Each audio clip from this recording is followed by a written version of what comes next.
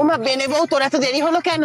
আর বলো নে, ফ্যানে ভাতে চাপিয়ে এলুম। আমার স্বামীটা তো জানো, ভাত না দেখতে পেলে হাঁড়ি মারি উল্টে দেয়। একা জ্যোৎস্নাদি একখান খবর এনেছি। কি? ও পাড়ার চম্পার বাবার বিমলের মা ঘরে স্বামী ফেলে রেখে দে।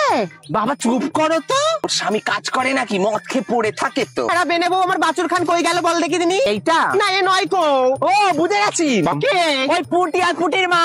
ও বাবা গো, আমারও কাল লাগেনি বাছুর। ওই বাছুর চোর মহিলা। দাঁড়া রে, পুটি তোর হচ্ছে। ওই পলাশের মার কাঠকুড়ুতে আসেনি কেন রে? জানো নে, লটারির টিকিট কেটে জিতে তার আর মাটিতেই পা পড়ে নেকো। সকাল থেকে ঘুরে ঘুরে দেখতেছি মাঠে একটাও গোবর নেই। কে নিয়ে গেছে বল দেখি দিনি। পুলুর মা ভোরে বেলা এসে সব নিয়ে চলে গেছে বেচতে হাটে। কত গোবর পায় কোথায় ও? গরুর পুঁদে পুঁদে ঘুরে বেরিয়ে গোবর নেয় জানো। এই শাক চলছে, আমাদের জন্য রাখ না এক ছাড়ি।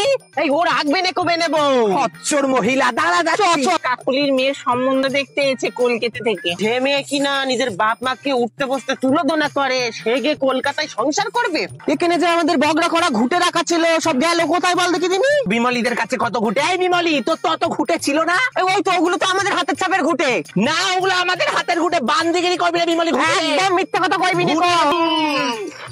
এবার বাড়ি যাই, ও লোক আসবে, রান্না চাপাতি হবে। আমি আবার দেখি কোন তাল পুকুর আড়ায় পড়ে আছে। আমার বরটা মদ খেয়ে বাড়ি তুলে নিয়ে যেতে হবে তো। হ্যাঁ গো।